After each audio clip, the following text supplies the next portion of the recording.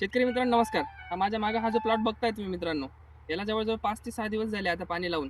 मित्रांनो या दिवसामध्ये काय होतं, थंडीचे दिवस आहे आणि जे कोंब फुटतात झाडाला, बारीक-बारीक कोंब हे खूप उशिरा आणि स्लो गतीने फुटतात. तर काही शेतकऱ्यांना असं वाटतं का काडी स्ट्रेसमध्ये गेली की काय? बऱ्याच शेतकऱ्यांचे फोन येतात.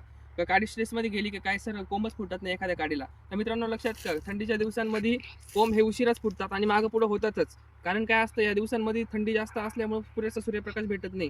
जी एटीपी ऊर्जा झाडाला लागती. एटीपी ऊर्जा म्हणजे जी शेंड्यापर्यंत जी एटीपी ऊर्जा ऊर्जा जर फास्ट गतीने चालत राहिली, तर खूप चांगल्या पद्धतीने आपल्याला फुलं आणि कोंब पाहायला भेटतात झाडामध्ये. पण थंडीच्या दिवसांमध्ये ती एटीपी ऊर्जा ही स्लो गतीने होती. म्हणजे जसं माणसाच्या शरीरामध्ये जर रक्त स्लो गतीने वाहत राहिलं, तर एनर्जी कमी होऊन जाते. त्यानंतर हातपाय थंड पडतात. त्याच पद्धतीने झाडामध्ये थंडीच्या दिवसांमध्ये एटीपी ऊर्जा ही कमी असते. म्हणजे जमीन ही गार झालेली असते. त्यामुळं ऊर्जा पूर्ण पद्धतीने काम करत नाही. त्यामुळे आपल्याला कोंब हे मागे-पुढे फुटतात. याचा अर्थ असा नाही का आपल्या इथं काही एखादी काडी स्ट्रेसमध्ये गेलेली मित्रांनो. पण मग मागेही मी तुम्हाला सांगितलं का तुम्हाला जर डाळिंबाला पानगळ मारायची असेल तर थंडीच्या दिवसांमध्ये टाळा. जेवढं तुम्हाला टेम्परेचरमध्ये जाता येईल तेवढं चांगलं.